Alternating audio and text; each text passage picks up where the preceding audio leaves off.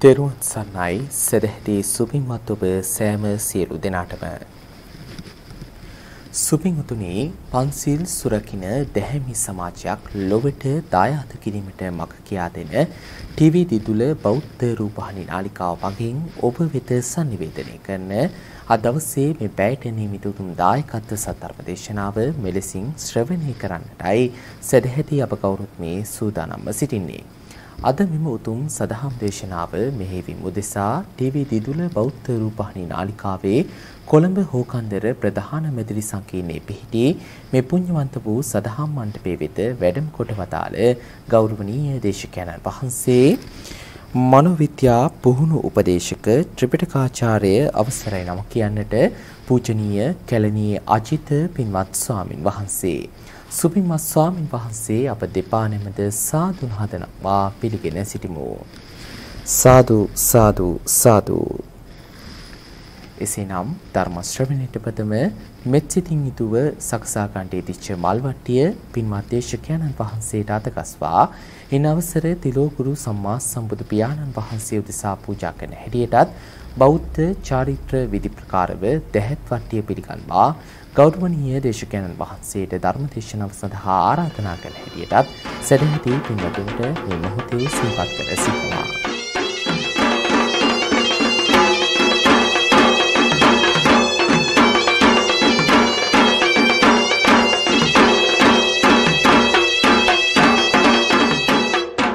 සුබින්තුනි අද මෙම උතුම් සදහම් දේශනාව සඳහා පින්බර වූ දායකත්වයේ ගෙන කටයුතු කරනු ලබනවා.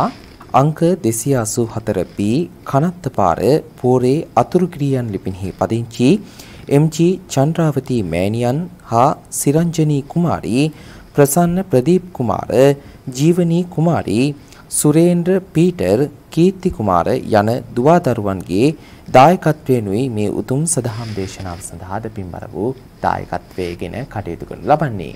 පින්වතුන් අද දවසේදී අරමුණු වශයෙන් සඳහන් කරගෙන තිබෙනවා 2022 අප්‍රේල් මාස 21 වන දින උපන්දිනයේ සැමරූ එම්.ජී. චන්ද්‍රාවතී මෑණියන්ට නිදුක් නිරෝගී සුවපත් භාවයේ ප්‍රාර්ථනාවන් එක් කිරීමටත් ඒ වගේම පියාණන් වන කේ.ජී. පීටර් මහත්මයා දැනට මියගොස් වසර 20ක් සපිරීම නිමිත්තෙන් පියාණන්ට පුණ්‍යානුමෝදනාවන් එක් කිරීමටත් ඒ වගේම සීයා වන රන්බඩනා ඇතුළු මියගිය සියලුම ඥාතීන්ට පුණ්‍යානුමෝදනාවන් එක් කිරීමත් මේ උතුම් සදහම් දේශනාවේ ප්‍රධාන අරමුණු වශයෙන් සදහැවතුන් අද දවසේදී සඳහන් කරගෙන තිබෙනවා.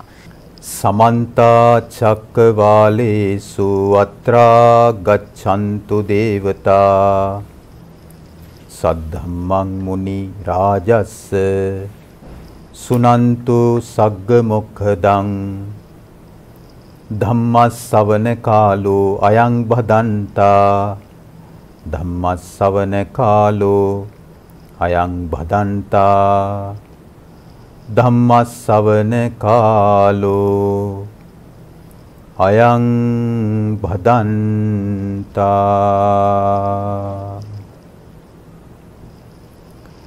නමෝ තස්ස භගවතු අරහතෝ සම්මා සම්බුද්දස්ස නමෝ තස්ස භගවතු අරහතෝ සම්මා සම්බුද්දස්ස නමෝ තස්ස භගවතු අරහතෝ සම්මා සම්බුද්දස්ස.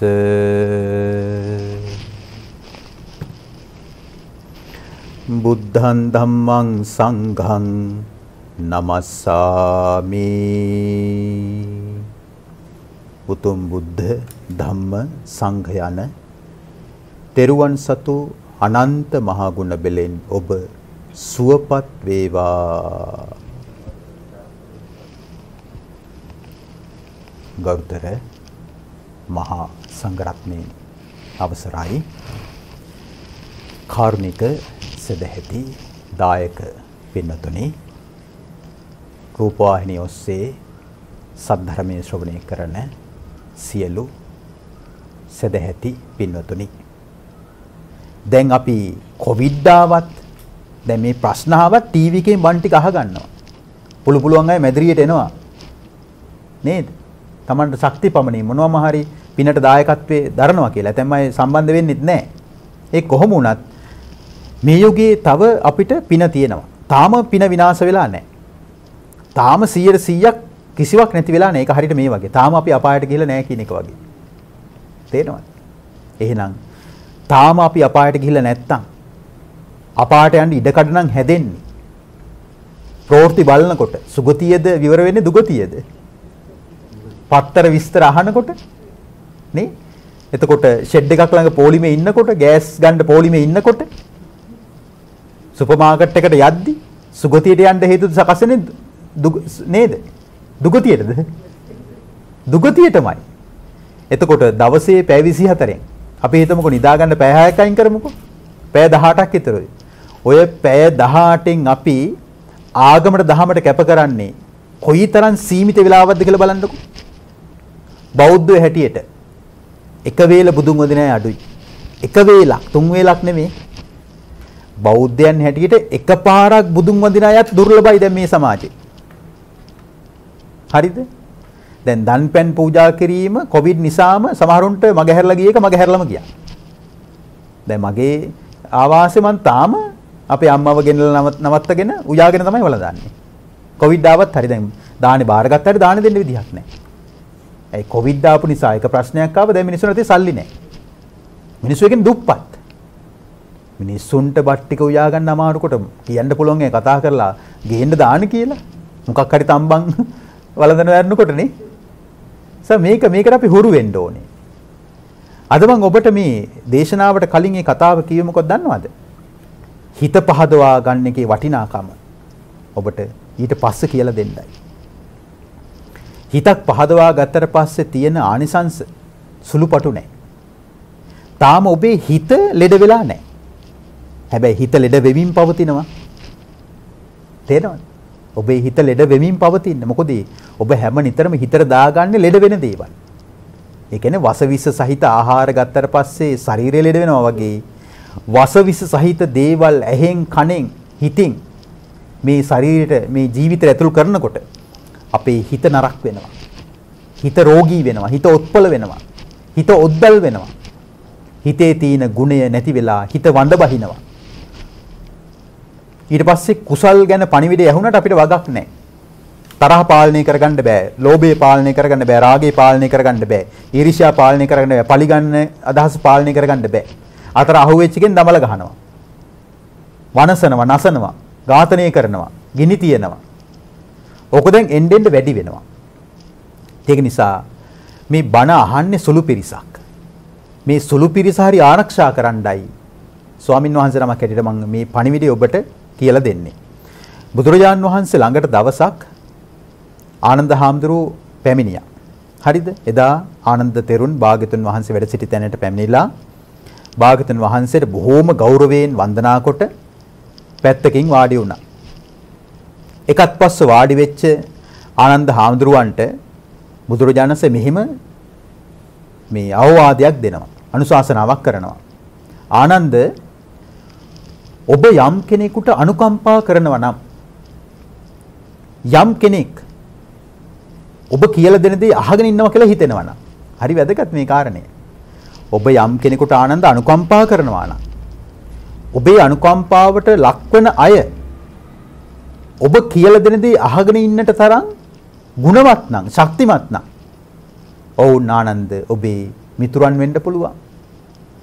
යහළුවන් වෙන්න පුළුවන්. ඥාතීන් වෙන්න පුළුවන්. ළඟම ඉන්න නෑය වෙන්නත් පුළුවන් ආනන්ද. ඔවුන්ට කරුණු තුනක් ගැන බලවත්ව කියලා දෙන්න. බලවත්ව කරුණු තුනක් ගැන කියලා දෙන්න. කලින්ම කර ප්‍රකාශ මොකද්ද? යේ ආනන්ද ආනුකම්පෙය්‍යාත යේච සෝතබ්බං මඤ්ඤෙය්‍යොං මිත්තාවා අමච්චාවා ඥාතිවා සාලෝහිතාවා තේවෝ ආනන්ද තීසු ඨානේසු සමාදපේතබ්බා නිවාසේතබ්බා පතිට්ඨාපේතබ්බා. මේ පාළි කොටස හරිද?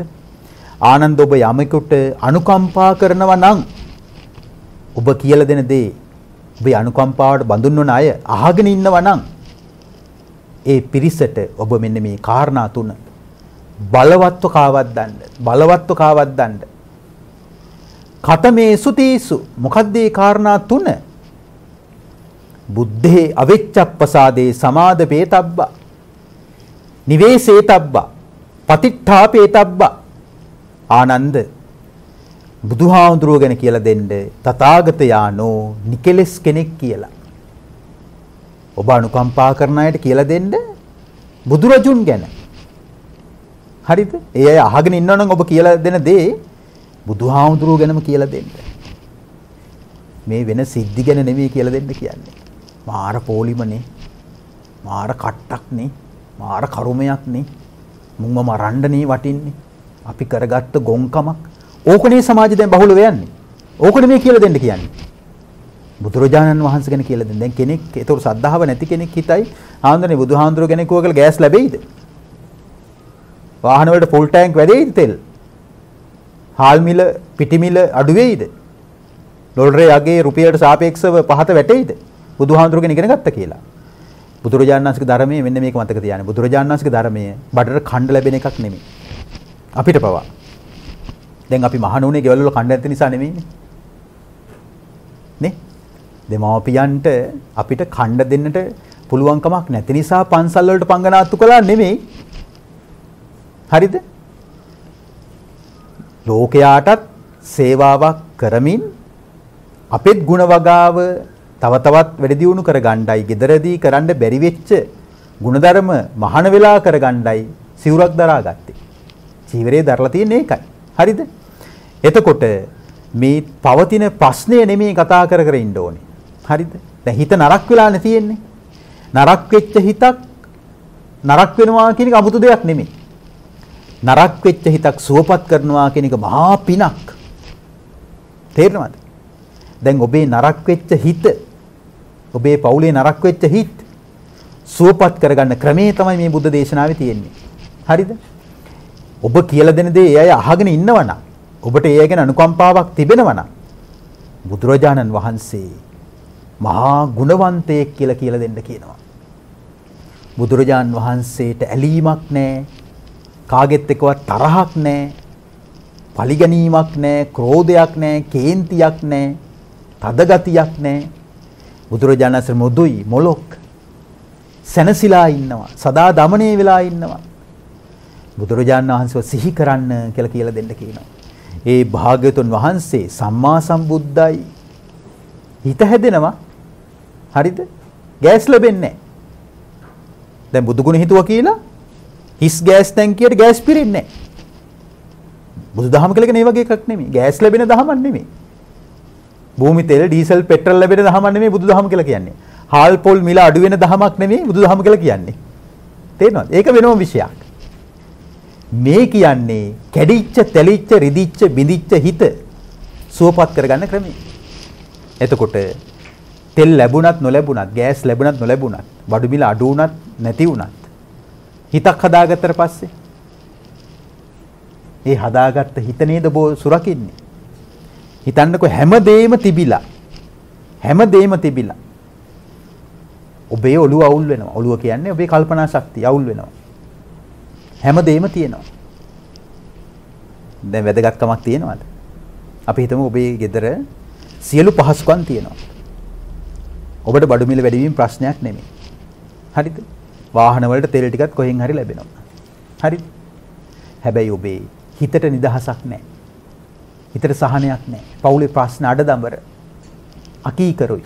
හැමතිස්සෙම නොහොද නෝකාඩු. ඇනුම් පද කියනවා. හැමදේම තියෙනවා. විදුලි කප්පාදුවකුත් නැහැ. සෝලාර් පැනල් එකක් හරි මොකක් හරි ජෙනරේටරයක් හරි තියෙනවා. විදුලි කප්පාදුව පස් දෙකුත් නැහැ. හැබැයි මානසික නිදහස නැත්තම් සෝලාර් පැනල් තිබ්බත්, ගෑස් තිබ්බත්, ෆුල් ටැංක් පෙට්‍රල් ඩීසල් ගහලා තිබ්බත් නේද? ඩොලර් තිබ්බත් ගෙදර. වැදගත්කමක් තියෙනවද? මානසික සහනය කියන්නේ තරම් වැදගත්. බුදුරජාණන් වහන්සේගේ ධර්මයෙන් හදන්නේ ඇඟ තියෙන මිනිස්සු නෙමෙයි. බුදුරජාණන් වහන්සේගේ ධර්මයෙන් ලැබෙන පණිවිඩේ බඩ පිරෙන්නේ නැහැ. හැබැයි හිත හදනවා. හිත හදාගන්න පණිවිඩේ දෙනවා. බඩ පිරෙන්නේ නැහැ. ඒක මතක තියාගන්න ඕනේ. දැන් ගොඩාක් දෙනෙක් හිතනවා බඩ පුරවනවා නම් ආගමක් දහමක් ඕනේ නැහැ. දැන් මේ ලෝකෙ මිනිස්සු ඔක්කොම අරගල කරන්නේ ආගමක් දහමක් වෙනුවෙන්ද බඩ පුරව ගන්නද? අපි නිකන් හිතමුකෝ. නේ? බඩ පුරව ගන්න. ඉතින් බඩ පුරව ගන්නවා කියන එකේ ප්‍රශ්නය මිනිස්සු වන අපිට විතරක් නෙමෙයි. තිරිසන් ලෝකෙත් තියෙනවා. තිරිසන් සතුත් හැම නිතරම හොයන්නේ මොනවා හරි කෑමක් නේ. මේ ප්‍රශ්නේ පෙරේත ලෝකෙත් තියෙනවා. බඩගින්නේ ප්‍රශ්නේ කොටිම නිරේත් තියෙනවා. නිරේ නිරිසතා ගිනිදැල් වලට මැදි වෙලා විඳවනවා. ඊට පස්සේ මේ යම පල්ලෝ කියන්නේ අර දඬුවම් නියම කරන දූතයෝ අර දඬුවම් වලට ලක් වෙච්ච ඒ නිරිසතයාගෙන් අහනවා කියාපන් දැන් උඹට මොනවද ඕනේ? දැන් ගිනිදැල් වලට මැදි වෙලා හරිද විදෝ ඉන්න පිච්චි ඉන්න සතා කියනවා අනේ මට බඩගිනි. එහෙනම් නිරේ තියෙන ගිනිදැල් වලට වඩා වැඩි බඩගින්න. අනේ මට තිබහයි. නිරේ තියෙන ගිනිදැල් වලට වඩා පිපාසයෙන් ලැබෙන ගින්න බලවත්. දැක්කද? එහෙනම් බඩගිනි ප්‍රශ්නය මනුස්ස ලෝකේ මිනිසුන් වන අපට තියෙනවා. පෙරේත ලෝකේ තියෙනවා. තිරිසන් අපායේ තියෙනවා. මේක අවීචි මහ නරකාදියේ තියෙනවා. දැක්කද ප්‍රශ්නේ? එහෙනම් මේක නිවන් දකින්නකම් විසඳෙන්න ප්‍රශ්නයක් නෙමෙයි. මට මතකයි දැන් ওই බැමිණි ඉතිහාසාගතේ කාලේ 12 අවුරුද්දක් වැස්ස නැහැ ලංකාවට. හරිද? ඒ කාලේ ඔය රහතන් වහන්සේලා නැගෙනහිර වෙරළේ. දැන් ඔය මඩකලපුව ත්‍රිකුණාමලේ අම්පාර කියන දිස්ත්‍රික්ක මායිම ඒ පළාත බෞද්ධ ශිෂ්ටාචාරයක් පැවති පළාතක්. නැගෙනහිර පළාත කියලා කියන්නේ. හරිද? අද මේ අද නිකන් වල් වැදිලා නේද? අද නිකන් කාන්තාර බවට පත් වෙලා නැතිෙන්නේ. දැන් කොළඹනේ අද සුපිරි කියලා අපි හිතන්නේ. නමුත් නැගෙනහිර පළාත තමයි රහතන් වහන්සේලා වැඩිපුරම ඉඳලා තියෙන්නේ. කොළඹ රහතන් වහන්සේලා මග ඉඳලා තියෙනවද? අහලා තියෙනවද කොළඹ රහතන් වහන්සේ කියලා? ඈ? නෑ. කැලණියේ ඉඳලා තියෙනවා කැලණි තිස්ස රහතන් වහන්සේ. වෙන කෙනෙක් නෑ. කොළඹ රහතන් වහන්සේලා ඉන්න කතාවක් නෑ. නැගෙනහිර පළාත තමයි ওই දකුණට වෙනකම් සිතුල්පව්ව තිස්ස මහරාම දක්වාම මහා ආරාම. මහා සංඝාවාස. හරිද? ඒ පළාතට ආවා ලංකාවට ආව බැමිණි ඉතිහාසාගත 12 අවුරුදු දැන් වර්ෂාවක් නැහැ. රහතන් වහන්සේලා දහස් ගණන් निराहाරව බඩගින්නේ වේලිලා පිරිනුවම් පෑවා. අරගල කරාද? කෑකොස්සන් ගැහුවත් ඇයි? හිතේ අරුබුදේ විසඳගෙන.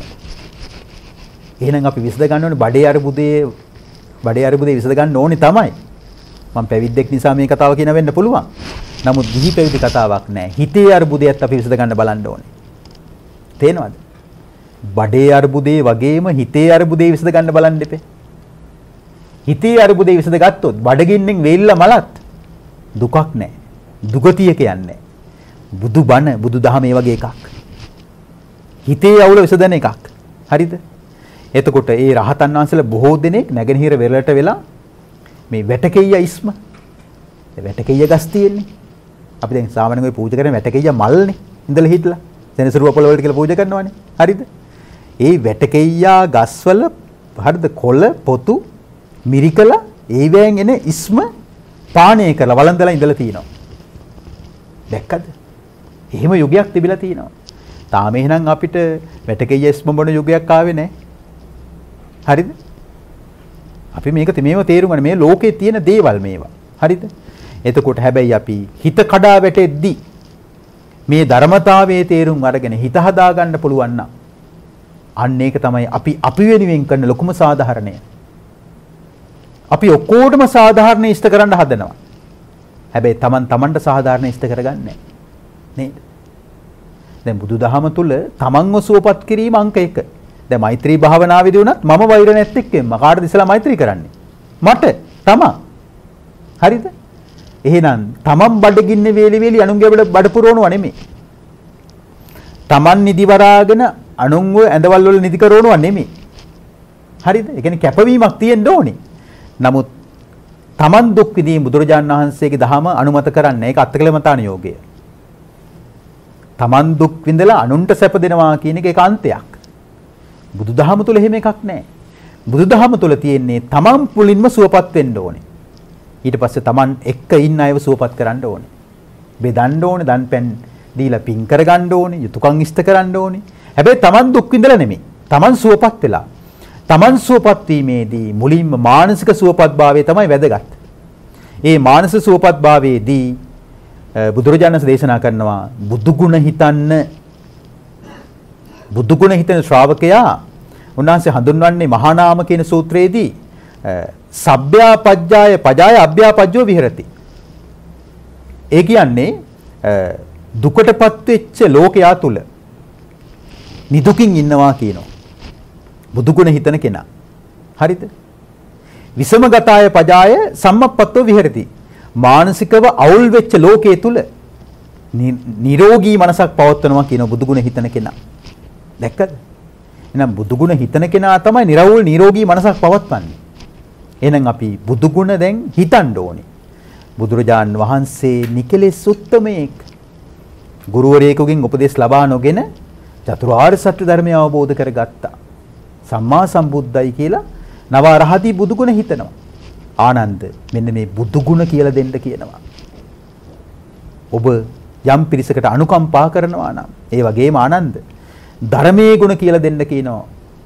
ඔබට යම් කෙනෙක් ගැන අනුකම්පාවක් තිබෙනවා නම් ඒ ධර්මයේ ස්වාක්කාතයි අඩුපාඩු නැහැ. හරිද? ධර්මයේ අඩුපාඩු නැහැ. හිස්තැන් පුරවන්න නැහැ, ප්‍රහෙලිකා නැහැ, තුන් තේරවිලි නැහැ. කාටත් තේරෙනවා. බුදුබණ ආයි අමුතුවෙන් අපිට සංස්කරණය කරන්න දෙයක් නැහැ. බුදුබණ වල සංස්කරණය කරන්න ඕනේ දේවල් නැහැ. බුදුරජාණන් සංස්කරණය කරලා හදලා දීලා තියෙන්නේ. ඒකයි ස්වාක්කාත කියලා කියන්නේ. අඩුපාඩුවක් නැහැ. සු අක්කාත. අක්කාත කියනවා දේශනා කළා, සු කියනවා මැනවින්. මැනවින් දේශනා කරපු නිසා ස්වාක්කාත කියලා ඒ පදේ හැදිලා තියෙනවා. හරිද? සම්දිට්ඨිකෝ මේ ජීවිත කාලෙම තේරුම් ගන්න පුළුවන්. දැන් මේ ජීවිත කාලෙම තේරුම් ගන්න පුළුවන් කියලා කියන්නේ ඔබ දන්නවා ඔබට යම් දෙයක් ගැන ලෝභයක් තියෙනවා නම් ඒ පීඩාව ඔබ විඳිනවා. ඔබේ හිතේ තරහ තියෙනවා නම් ඒ පීඩාව ඔබ විඳිනවා. ඔබ යම් දෙයකට මුලා වෙලා ඉන්නවා නම් ඒ පීඩාව ඔබ විඳිනවා. හරිද? ඒ පීඩාව විඳින්නේ පරලෝකද මෙලවද? මෙලව. එතකොට මේ කාරණා ටික තේරුම් ගැනීම ධර්මයේ සම්දිට්ඨිකයි කියලා කියන කාරණයක්. ඔබට යම් දෙයක් ගැන ලෝභයක් නැහැ. තවත් කෙනෙක් ගැන තරහක් වෛරයක් නැහැ. ඔබ තව කෙනෙකුට රැවටිලා නැහැ. ඒ හිතියෙන් ඔබට දුකකුත් නැහෙනේ. ඔය ටික තේරුම් ගැනීමත් ධර්මයේ ස්වාක්ඛාත ගුණය, සම්දිට්ඨික ගුණය. අකාලිකෝ ධර්මය කල්ලිකුත් වෙන්නේ. දැන් කල්ලිකුත් වෙනකොට දැන් එක්ස්පයර් කියලා කියනවනේ. අපි මේ වචනේ සිංහල භාෂාව සිංහල ව්‍යවහාරයේ තියෙනවා. සිංහල වචනයක් නොවුනට සිංහල සමාජයේ තියෙනවා. එක්ස්පයර් ඩේට් එක කියලා කියනවනේ. ධර්මයට එක්ස්පයර් ඩේට් එකක් නැහැ. කියන්නේ කල්ලිකුත් වීමේ දිනයක් නැහැ. බුදුරජාණන් වහන්සේ එදා දේශනා කළ අර්බුදය අදටත් අර්බුදයක්ම තමයි. මතුමතුවටත් අර්බුදයක්ම තමයි. අනාගතයේ බුදුවරු පහළ වෙලත් මේ ධර්මතාවය තමයි ඉස්මතු කරන්නේ. අකාලිකයි කියන්නේ ඒක. ඒහි පස්සිකයි. මේ ධර්මයට මානසිකව පැමිණෙන්න ඕනේ. හරිද? මේ ධර්මයට මානසිකව පැමිණෙන්න ඕනේ. කියන්නේ මේ නිදි කිරා වැටෙමින් මේ ධර්මය අවබෝධ කරගන්න පුළුවන් එකක් නෙමෙයි. අවදිමත් මනසක් තියෙන්න ඕනේ. හිත අවදියෙන් තියෙන කෙනා තමයි ධර්මයේ දකින්නේ. ඕපනයිකෝ තමන්ටම තමන්ව පේන්න ගන්නවා. පච්චත්තම් වේතබ්බෝ විඤ්ඤෝහි. නුවණැති බුද්ධිමත් කෙනා මේ ධර්මයේ තියෙන අර්ථ වෙන් වෙන් වශයෙන් අවබෝධ කර ගන්නවා. එතකොට මේ ධර්මයේ සුපැහැදිලි ගුණ ඔබ යම් කෙනෙකුට අනුකම්පා කරනවා නම් ඒ ඇයට මේක බලවත්ව කියලා දෙන්න කියන ධර්මයේ ගැන හිත පහද ගන්න කියලා.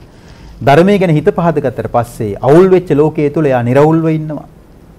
වැරදි කරන ලෝකයේ තුල එයා නිවැරදිව ඉන්නවා. හරිද? රෝගී වෙච්ච ලෝකයේ තුල එයා නිරෝගී මනසක් පවත්වනවා. හරිද? ඊළඟ කාරණය. ආනන්ද ඔබ යම් පිරිසකට අනුකම්පා කරනවා නම් ආර්ය මහා සංඝරත්නය ගැන කියලා දෙන්න කියනවා.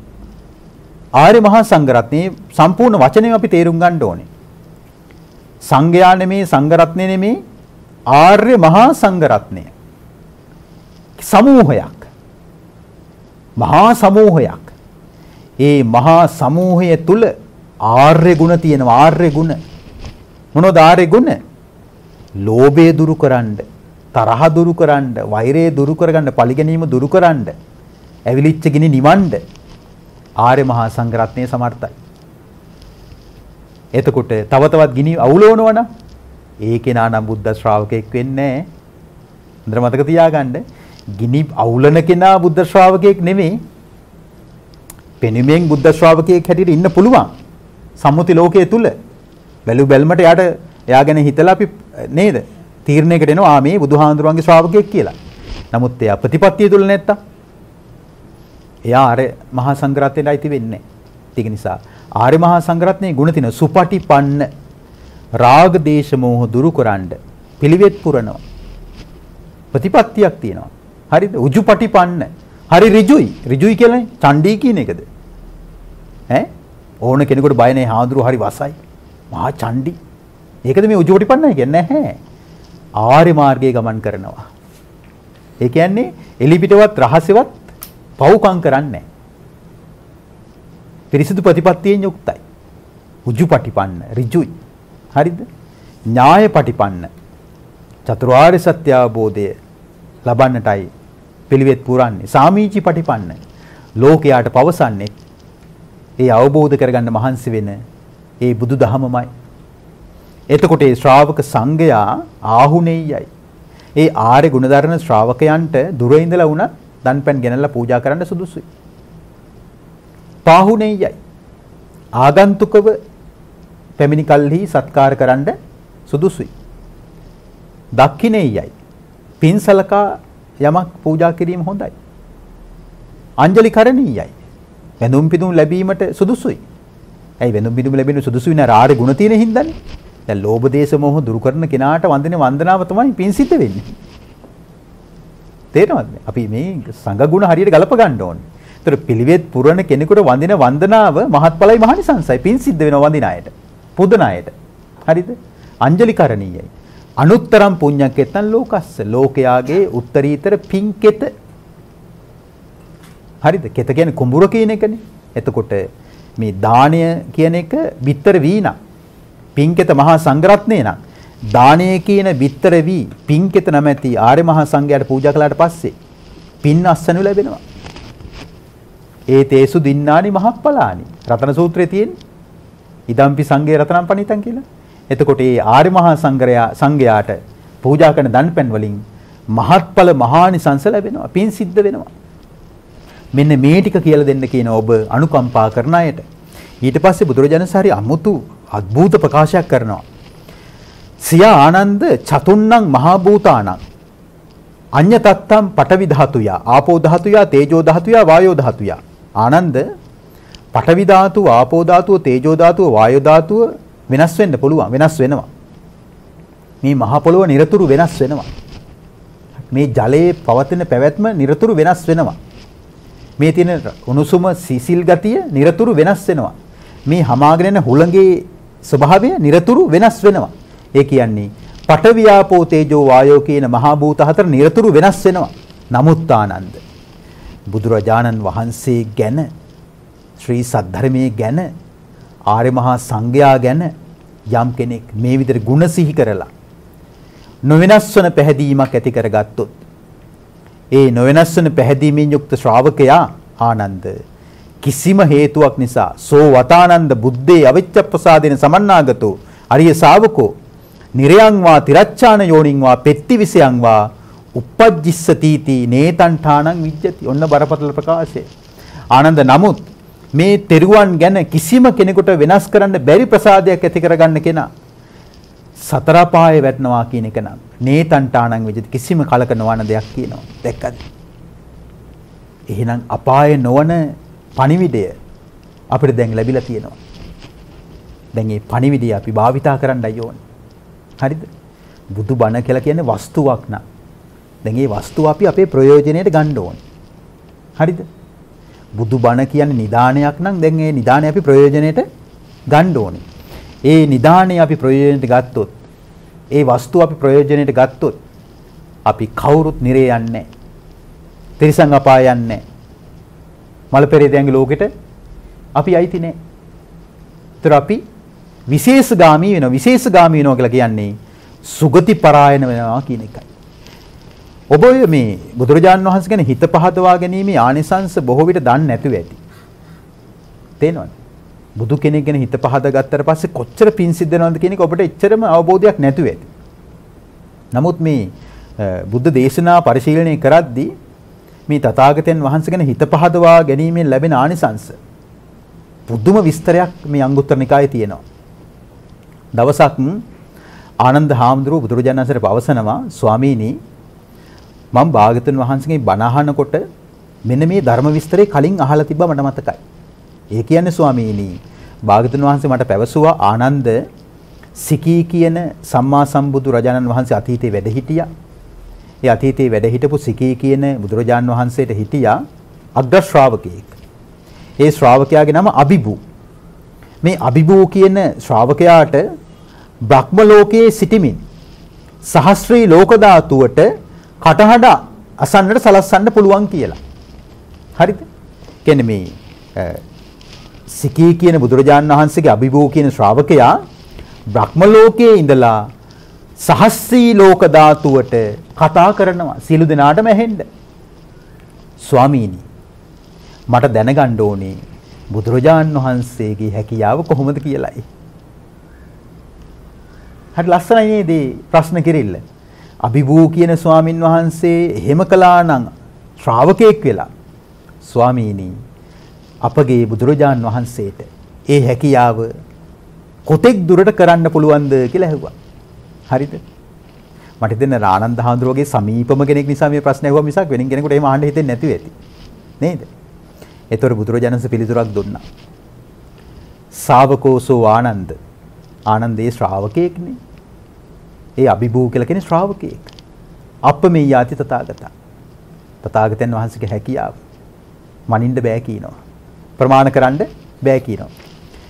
එතකොට ආනන්ද හාමුදුරුවෝ කියනවා අනේ ස්වාමීනි තථාගතයන් වහන්සේගේ හැකියාව ගැන මම දැනගන්න කැමතියි කියලා දෙතුන් වතාවක් ඇවිටිලි කරා. ඉල්ලීමක් කරා. එතකොට භාග්‍යවතුන් වහන්සේ පවසනවා ආනන්ද තථාගතයන් වහන්සේට සහස්ත්‍රී චූලනිකා ලෝක ධාතුව ගැන බහලා තියෙනවද ආනන්ද? සහස්ත්‍රී ලෝක ධාතුව ගැන බහලා තියෙනවද ආනන්ද? භාග්‍යවතුන් වහන්සේ ඒ විස්තරේ දැන් දැනගන්න මේ කාලයයි. අනේ ස්වාමීනි අපිට අනුකම්පා කරලා ඒ විස්තරේ කියලා දෙන්නකෝ. ආනන්ද එහෙනම් අහගන්න මේ විස්තරය. ආනන්ද යම්තා සඳුගේ හිරුගේ ගමන් මඟ තිබෙනවා නම් දිශාවන් බබලවනවා නම් ඒතාක් තැන් සහස්‍රී ලෝක ධාතුව හැටියට තමයි හඳුන්වන්නේ. මේ ඉරේ හඳේ එළිය යම්තාක් දුරකට යනවා නම් ඒ වපසරියට ඒ ප්‍රමාණයට කියනවා සහස්සී ලෝක ධාතුව කියලා කියනවා. හරිද? ඒ සහස්‍රී ලෝක ධාතුවේහි දහසක් චන්ද්‍රයන් සිටිනවා. හඳවල් 1000ක්. මේ අහලා නැති විස්තරය තමයි අහලත් ඇති කලින් බණවල මේවා. හිරු දහසක් තිබෙනවා. ඒ වගේම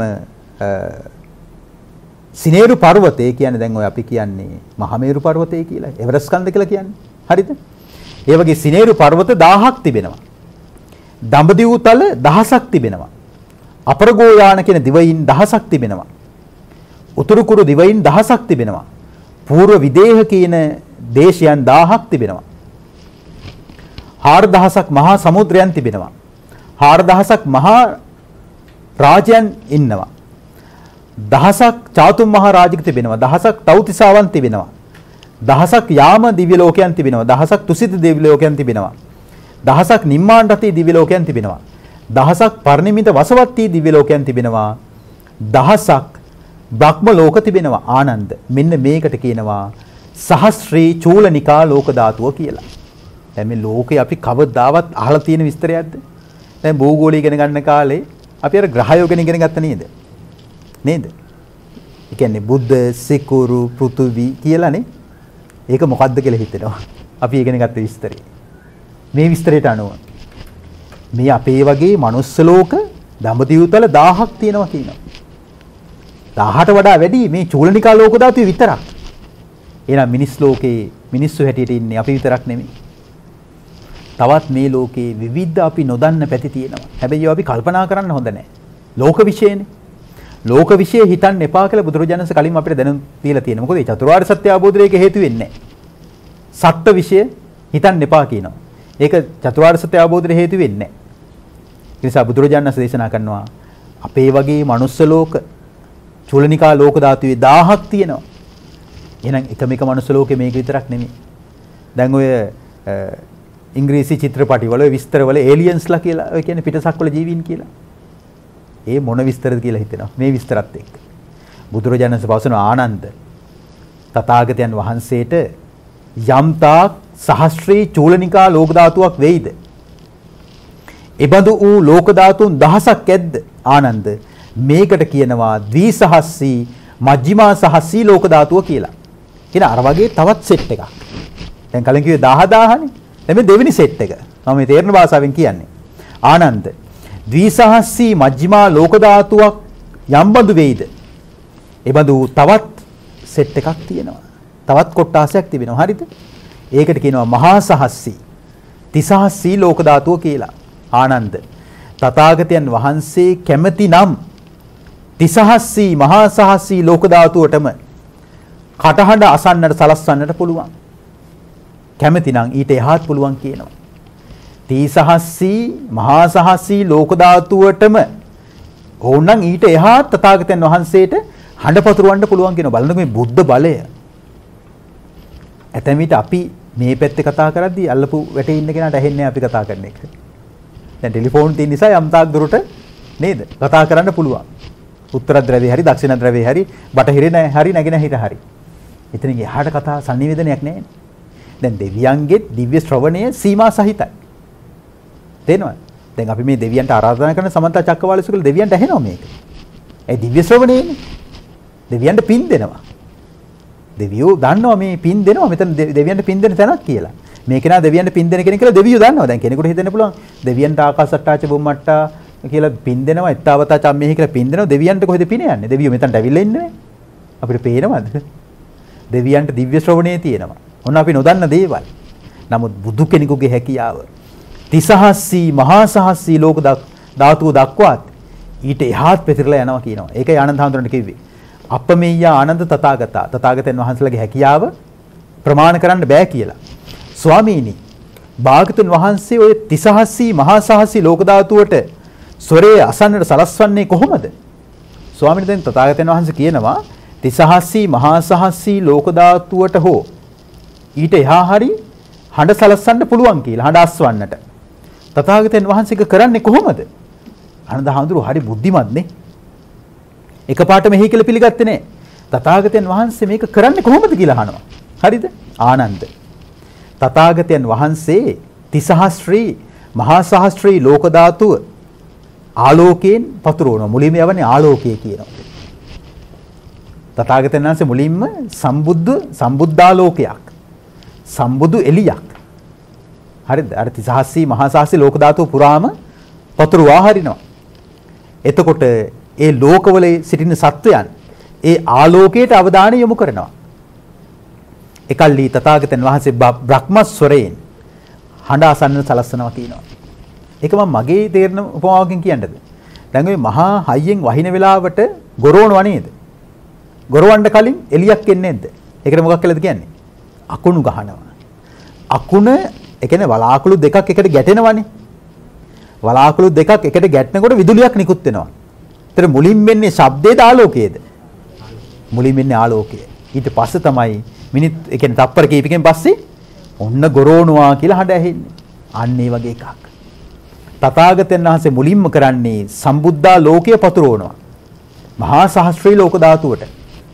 ඊට පස්සේ ඒ සත්වයන් ඒ ආලෝකයට අවධානය යොමු කරනවා. ඊට පස්සේ තථාගතයන් වහන්සේ බ්‍රහ්මස්වරයෙන් සම්බුදු හඬ ලෝකයට බෙදලා දෙනවා. බලන්න මේ බුදු කෙනෙකුගේ හැකියාව. ආනන්ද ඔය ආකාරයටයි තථාගතයන් වහන්සේ තිසහස්ත්‍රී මහා සහස්ත්‍රී ලෝක ධාතුවට ස්වරය අසන්නට සලස්වන්නේ. ඊට එහා වුණත් පුළුවන් ආනන්ද. බුදුරජාණන් වහන්සේ සරලව කියනවා ආනන්ද ඊට එහා වුණත් පුළුවන්. එතකොට මේ කාරණේ මේ බුදුරජාණන් වහන්සේ ප්‍රකාශ කළාට පස්සේ ආනන්ද හාමුදුරන්ට මහා චිත්ත ප්‍රසාදයක් ඇති වුණා. අනේ මාගේ ශාස්ත්‍රුන් වහන්සේ මෙච්චර මහා 이르දිමත් මහා ආනුභාව ඇති මහා උතුම් කෙනෙක්නේ. අනේ මට මෙවන් බුදු කෙනෙක් සමීපයේ ඉන්නට ලැබීම. ඒ උතුම් බුදුරජාණන් වහන්සේව සරණ යන්නට පිහිට කරගන්න ලැබීම. මගේ ජීවිතේ මට ලැබිච්ච කොච්චර වාසියක්ද ලාභයක්ද? කොච්චර උත්තම ලැබීමක්ද කියලා ආනන්ද හාමුදුරුවෝ සතුරු වෙවි උදන් අනන්න පටන් ගත්තා. ආනන්ද හාමුදුරුවෝ මේ ප්‍රශ්නේ අහනකොට ආනන්ද හාමුදුරුවන් සමීපෙන් හිටිය තවත් හාමුදුරුවමක් උදායි කියලා. හරිද? බල මේ උදායි හාමුදුරුවෝ කියන්නේ මොකද්ද කියලා. මෙසේ පැවසූ විට උදායි තෙරුන් ආනන්ද තෙරුන්ට මෙහෙම කිව්වා. ආනන්දර මේ මක් වෙලාද? ආනන්ද මොකද ඔච්චර උකට ආඩම්බර වෙන්නේ විනෝද වෙන්නේ උදන් අනන්නේ. ආනන්දගේ දෙයක් ඈ. ආනන්ද ඔච්චර උදන් අනන්න ආනන්දගේ හැකියාවක් ඈ. සද්ද නැතුව ඉන්න කියලා අර පහන් සිත වලකින ආකාරයට නිකන් අර කිරි කලයක් දෝලා ගොම එකතු කළා වගේ උදායි කියන සද්ධාව නැති ආඳුර අර වගේ අසද්ධාවන්ත ප්‍රකාශයක් කළා. මේ මොකක් වෙලාද ආනන්දර කියලා. එතකොට බුදුරජාණන් වහන්සේ මොකක්ද දැනද පැවසුවේ? උදායි කට පියා ගන්න කිව්වා. කොහොම කියන්න එපා කිව්වා. උදායි කට වහ ගන්න. උදායි ඔබ දන්නවද ඇහුවා.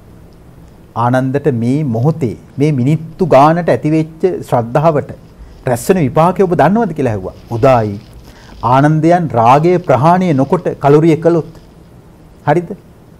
ඔය ඇති වූ චිත්ත ප්‍රසාදයේ හේතු කොටගෙන සත්වරක් දිව්‍ය ලෝකයේ උපදින්න පුළුවන් කියනවා. මේ වෙලාවේ ඇතිවෙච්ච චිත්ත ප්‍රසාද මාත්‍රයට. ඒ මොහොතේ ඇතිවෙච්ච චිත්ත ප්‍රසාද මාත්‍රයට හත්වතාවක් දිව්‍ය ලෝකේ අධිපති දෙවියන් බවට පත් වෙන්න පුළුවන්. ඒකෙන් සක්‍ර දෙවියන් බවට පත් වෙන්න පුළුවන් කියලා කියන්නේ. හරිද? ඒ විතරක් නෙමෙයි උදායි. මේ දඹදිව් තලයේම සත්වරක් චක්‍රවර්ති බවට පත් වෙන්න පුළුවන් කියනවා මේ මොහොතේ ඇතිවෙච්ච චිත්ත ප්‍රසාදය. නමුත් උදායි ආනන්ද මේ ජීවිතේම නිවන් අවබෝධ කරලා පිරිනුවම් පානවා. ඒ ප්‍රකාශ බුදුරජාණන් වහන්සේ කරනවා. කියන්නේ බුදුරජාණන් වහන්සේ පිරිනුවම් පානකම්ම ආනන්ද හැමදෙර සෝතාපන්නයි. රහත් වෙලා හිටියේ නෑ. සෝවාන්. නමුත් බුදුරජාණන් වහන්සේ කලින්ම ප්‍රකාශ කරනවා. නමුත් ආනන්ද මේ ජීවිතේම පිරිනුවම් පානවා කියලා. දැක්කද? එහෙනම් බුදුරජාණන් වහන්සේට අනිත් අයගේ මාර්ගඵල ලැබීම ගැන අනාවැකී කියන්න පුළුවන්. මෙයාට මේකයි වෙන්න නියමිත කියලා ඒක බලන්නකො බුදු කෙනෙකුගේ තියෙන අවබෝධය. උන්වහන්සේ අද වැඩ හිටියා නම් කියයි මේ බණ කියන මම බණහන ඔබ තව කොතෙක් දුරට සසරේ යනවද? මෙයා දැන් මේ මොහොතේ කර ඉන්න දේවල් වල මෙයා මොන වගේ දේවල්ද රැස් කරගන්නේ? හරිද? මෙයාගේ ඊළඟ ගමන මොකද්ද? මෙයා නිවන් දකින්නේ කවද්ද? මෙයා අපායට වැටෙයිද? මෙයා සුගතිගාමී වෙයිද? මාර්ගඵල ලබයිද? රහත් වෙයිද? පිරිනිවන් පායිද කියන එක බුදු කෙනෙක් හිටියනම් කියයි. වෙන කෙනෙකුට ඒක කියන්න බෑ. තේරෙනවද? වෙන කෙනෙකුට ඒක කියන්න බෑ. ඒක බුදු කෙනෙකුගේ විශ්මිත හැකියාවක්. ඒක නිසා පින්නතුනි අපි තේරුම් ගන්න ඕනේ. දිනපතා අර අපි බුදු ගුණ වන්දනා කරනවා කියන එක හොඳයි. ඒක නරක නෑ. කොහොමද නරක වෙන්න විදියක් නෑනේ බුදුන් වඳිනවා කියන එක. නේද? බුදුන් වඳින එක හොඳයි. නමුත් අපි බුදුන් වඳින්නේ සිහි කල්පනාවෙන්ද කියන එක තමයි ප්‍රශ්නේ. මම නම් කියන්නේ ගොඩක් බෞද්ධයෝ බුදුන් වඳින්නේ සිහි කල්පනාවෙන් නෙමෙයි. කලබලෙන්. නේද? කලබලෙන් තමයි බුදුන් වඳින්නේ. ඒ කියන්නේ හිත විසිරිලා. මම මේකෙන් අදහස් කරන්නේ ඔබ බුදු ගුණ කියනවා වගේම බුදු ගුණ හිතන්න පටන් ගන්න. දැන් මේ මොහොතේ ආනන්ද හාමුදුරුවෝ බුදු ගුණ හිතපු එකනේ කලේ. ආනන්ද හාමුදුරුවෝ මේ නිමේෂයේ බුදු ගුණ හිතලා රැස්වෙච්ච පිනෙන් බුදුරජාණන් දේශනා කළ ආනන්ද කෙලෙස් සහිතව කලුරිය කළොත් කෙලෙස් සහිතව කලුරිය කරනවා නම් මේ මොහොතේ ඇතිවෙච්ච චිත්ත ප්‍රසාදයට හත් වතාවක් දෙව්ලොව අධිපති දෙවියන් බවට පත් වෙනවා. හත් වතාවක් මේ මනුස්ස ලෝකේ චක්‍රවර්ති රාජ බවට පත් වෙනවා. හත් වතාවක් එක වතාවක් නෙමෙයි. එහෙනම් මේ බුදු ගුණ හිතන එකේ ආනිසංස කල්පනා කරන්නකො පින්නතුනි. එහෙනම් බුදු ගුණ හිතන්න අදම පටන් ගන්න. අද ඉඳලා දවසට එක වතාවක් හරි ඇස් පියාගෙන ඒ කියන්නේ මෙහෙම කරන්න. උදේ අවදි වෙච්ච ගමන් අත් දෙක එකට එකතු කරන්න. ඇඳෙන් හරි පැදුරෙන් හරි බෝරු ඇඳෙන් හරි බැහැලා කකුල් දෙක බිම තියලා නැත්නම් ඇඳේම එරමිනිය ගොතාගෙන හරි Tamanට පහසු ඉරියවකින් දොහොත් මුදුරන් තී තබා මාගේ බුදුරජාණන් වහන්සේට নমස්කාර වේවා. ඒ බුදුන් වදාළ ශ්‍රී සද්ධර්මයෙන් নমස්කාර වේවා.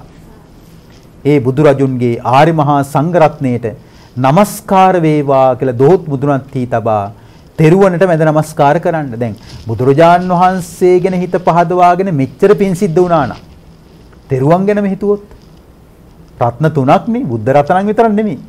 බුද්ධ රතනන්, ධම්ම රතනන්, සංඝ රතනන්, තින්නන් රතනාණන් ආනුභාවය කියලා කියන ජයපිරිති. නේද? එහෙනම් ත්‍රිරත්නයම රත්න තුනම තුන් රත්නයම සිහි කිරීම තුළ කොච්චර පිනක් සිද්ධ වෙයිද? ඒක නිසා පින්නතුනි මනස නිරෝගී කරගන්න. මනස නිරෝගී කරගන්නට බුදුබණ තරම් බුද්ධ දර්ශනීය තරම් බුදුරජාණන් වහන්සේගේ පණිවිඩය තරම් වෙන කිසිම දෙයක් නැහැ. ඒ නිසා මේ මනෝවිද්‍යා උපදේශකවරයෙක් හැටියට මම දන්නවා මනෝවිද්‍යාව හදාරද්දී මනෝවිද්‍යාව කියන විෂය මොනතරම් පුංචි විෂයක්ද කියලා බුදුබණත් එක්ක. ත්‍රිපිටක ධර්මයේ තියෙන විස්තරات එක්ක මනෝවිද්‍යාව විෂය කොයිතරම් පුංචි දෙයක්ද කියලා හිතනවා. දැන් සිග්මන්ඩ් ෆ්‍රොයිඩ් ගත්තොත් එහෙම. හරිද? බුදුදහම අධ්‍යයනය කරපු උදවිය. හරිද? මනෝවිද්‍යාවේ පියා හිටින්න සලකන්නේ. එතකොට සිග්මන්ඩ් ෆ්‍රොයිඩ් මහත්මයා බුදුදහම අනුගමනය කරපු කෙනෙක්. දැන් අපි ගත්ත සොක්‍රටිස් ලෝකේ මහා දාර්ශනිකයෙක් ග්‍රීකයෙක්. හරිද? නමුත් බුදුබණ අනුගමනය කරලා තියෙනවා. අපි ගත්තොත් හේන්සන්. හරිද? පාහියන්. මේ ඔක්කොම මේ බුදුදහමට අනුව හැඩගැහිච්ච අය. දැන් වර්තමානයේ තුල අපි දියුණුයි කියලා කතා කරන ලෝකේ රටවල්. ඒගොල්ලන්ගේ අභ්‍යන්තරයේ තියෙන මොකද්ද? බුදුදහම.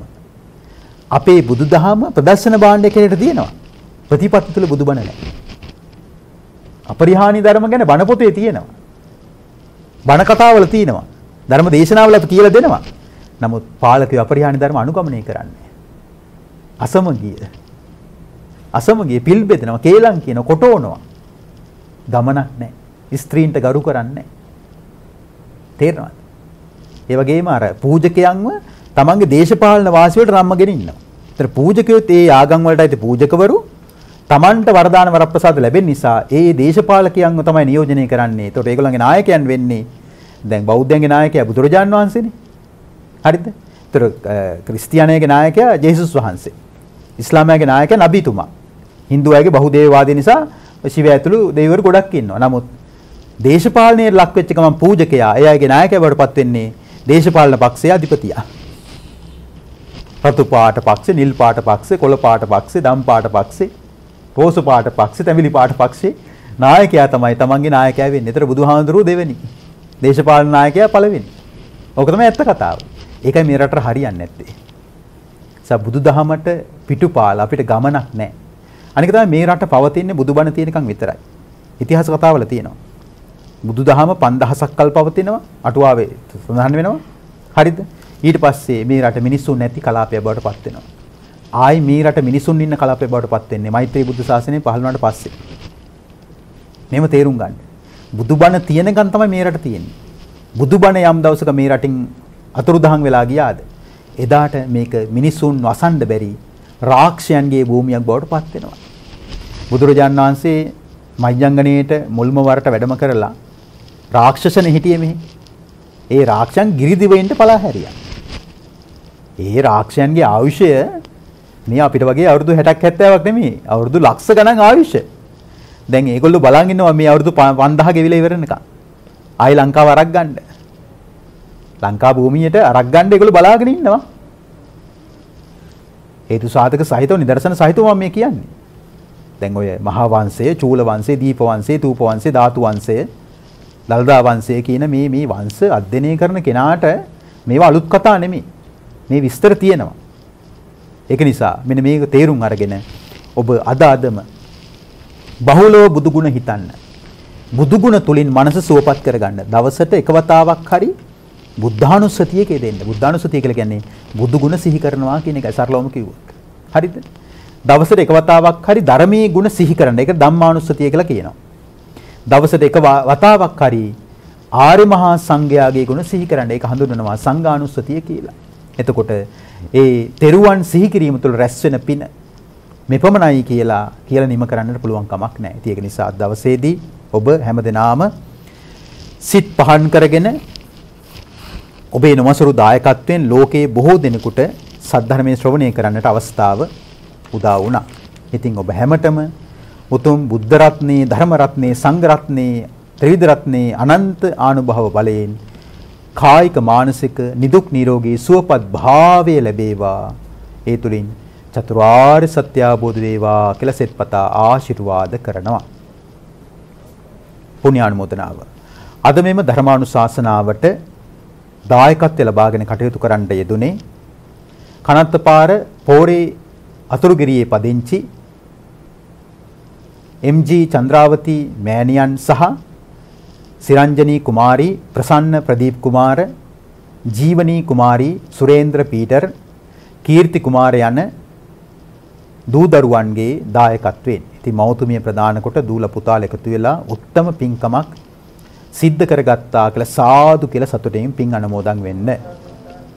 බලාපොරොත්තු වෙන්නේ 2022 අප්‍රේල් මාස 21 වන දින උපන් දිනය සමරන්නට යෙදුන එම්.ජී. චන්ද්‍රාවති මෑණියන්ට නිදුක් නිරෝගී සුවය චිරජීවනයේ ප්‍රාර්ථනා කිරීමටත් දැනට අභාවයට පත්ව 20 වසරක් සපිරෙන කේ.ජී. පීටර් පියාණන්ට පරලෝක වශයෙන් පින් දීමට වගේම රම්බනා සීයාටත් මියගිය අනිකුත් සියලු ඥාතීන්ටත් රම්බරනා සීයා ඇතුළු අනිකුත් නමින් මියගිය සියලුම ඥාතීන්ටත් පුණ්‍යානුමෝදනා සිදු කරනවා. රැස්කල උදාාරතර පුණ්‍ය ධර්මයෝ පින් කැමැති සියලු දෙවිවරු අනුමෝදන්ව සැප ලබත්වා. ඔබ අප හැම නමින් අභාවයටපත් සියලු ඥාතිවරු මේ පින් අනුමෝදන් වෙත්වා. අපගේ උතුම් ගුරු දේවෝත්තමයන් වහන්සේලාටත් මහෝපාද්‍යයන් වහන්සේලාටත් සමස්ත කල්යාණ මිත්‍ර මහා සංඝ රත්නයටත් දිදුල මාධ්‍යාලයේ ගරු සභාපති නායක ස්වාමින් වහන්සේටත් කාර්ය මණ්ඩලයේ හැම දෙනාටමත් අප හැමගේ දෙමව්පිය වැඩිහිටි ගුරුවර ඥාති හිතයිසීන් සියලු දෙනාටමත් ලෝකේ පුරා මෙම නාලිකාව ඔස්සේ සද්ධර්මයේ ශ්‍රවණය කළ හැම දෙනාටමත් මෙම උත්තම කුසලය චතුරාර්ය සත්‍ය අවබෝධයේ පිණිස පවතිවා. දෙවියන්ට පින් දීමට මාත් සමගම කියමු. ආකාසට්ටා ච භුම්මට්ටා දේවානාගා මහිද්దికා පුඤ්ඤන්තං අනුමෝදිත්වා චිරන් රක්ඛන්තු ශාසනං. ආකාසට්ටා ච භුම්මට්ටා දේවානාගා මහිද්దికා පුඤ්ඤන්තං අනුමෝදිත්වා චිරන් රක්ඛන්තු දේශනං. ආකාසට්ටා ච භුම්මට්ටා දේවානාගා මහිද්దికා පුඤ්ඤන්තං අනුමෝදිත්වා චිරන් රක්ඛන්තු ත්වං සදා. සිළු දිනාටම තෙරුවන් සරණයි. සාදු සාදු සාදු. සදහවතුනි, ඔබ අප කෙරෙහි මෙත්සෙත් පෙරතරි කරගනිමින් මේ උතුම් සදහම් දේශනාව මෙහෙවා වදාළ පින්වත් දේශකයන්න් වහන්සේට තවත් চিරාත් කාලයක් මෙවැනි උදාරතර වූ ශාසනික සේවාවන් වල නියැලෙන්නට අවශ්‍ය ශක්තිය, ධෛර්යය, වාසනාව, නිදුක් නිරෝගී සුවපත් භාවය, දීර්ඝායුෂ ශ්‍රී සම්පන්නිය ලැබේවායි අප සාදුන් හතනම්වා ප්‍රාර්ථනාවන් කරමු. සාදු සාදු සාදු. ඒ වගේමයි මේ උතුම් සදහම් දේශනාව සඳහාද පින්බර වූ දායකත්වයෙන් කටයුතු කරනු ලබන මේ සදහවතුන් දවසේදී බලාපොරොත්තු වන්නා වූ සිළුම යහපත් අරමුණු ඒ ආකාරයෙන්ම ඉෂ්ට සිත වේවා. ධර්ම ශ්‍රවණය කළා වූ ලක්වාසී ලෝකවාසී ඔබ සියලුම දෙනාගේ යහපත් ප්‍රාර්ථනාවන් ඒ ආකාරයෙන්ම ඉෂ්ට සමුද්දිමත් භාවයට පත් වේවා යන බලාපොරොත්තුන් පෙරදරිව ටීවී දිදුල බෞද්ධ රූපවාහිනී නාලිකාව මගින් ඔබ වෙත සංනිවේදනය කරන දවසේ මේ පැයට නිමිත උතුම් දායකත්ව සත්‍ය දේශනාව මෙලෙසින් නිමවටපත් කරනවා. ඔබ සියලුම දෙනාට දලතා සමිතු පිහිටයි.